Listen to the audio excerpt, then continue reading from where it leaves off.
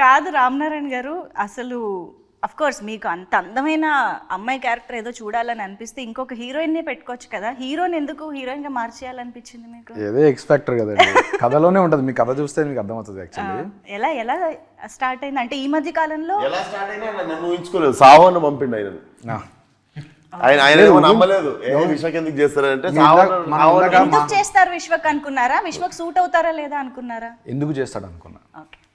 విశ్వక్ ఉన్న ఇమేజ్ వేరు కదా, భాస్కర్ దాస్, ఫలక్నామా దాస్ ఇవన్నీ ఉన్న తర్వాత సడన్ గా లేడీ గెటప్ వేసే అంత చాలా రిస్క్ యాక్చువల్లీ, అది ఎగ్జిక్యూషన్ చాలా problem.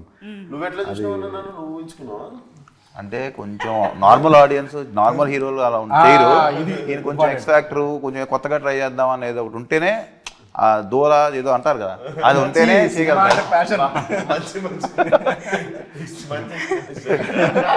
We for Vishwak Sen, V for versatility.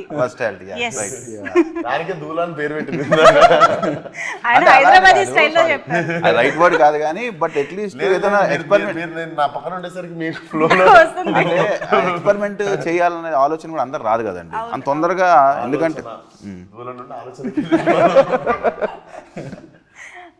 ఆ గట్స్ ఉండాలి, ప్యాషన్, ఆ పిచ్చి అన్ని వేసుకోండి. కరెక్ట్ వర్డ్, పిచ్చి. జనరేషన్ హీరోస్ లో విశ్వక్ తప్ప ఎవరు చేయలేరు. మరి మీరు విశ్వక్ తప్ప ఎవరు చేయలేరు అన్నప్పుడు మీరు ముందు విశ్వక్ గారికి ఎందుకు వెళ్ళలేదు? ఇది ఆయన ఒప్పుకున్నాక తెలిసింది నాకు, వచ్చాక నిజంగా ఆయన ఇచ్చిన కమిట్మెంట్ ద్వారా తెలిసింది నాకు. కానీ ఎవరు సడన్ గా ఊహించుకోరు. ఇప్పుడు లైలాని చూసిన, లైలా పోస్టర్ చూసిన తర్వాత విశ్వక్సేన అని అంటున్నారు ఇప్పుడు జనరల్.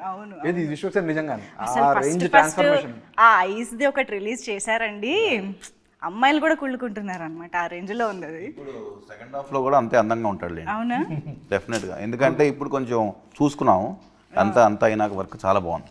Wow wow. ఇప్పుడు వస్తాడు, వస్తుంది, మా షూటింగ్ ఇప్పుడు విశ్వక్ వస్తాడు అంటే కాదు, లైలా వస్తుంది, లైలా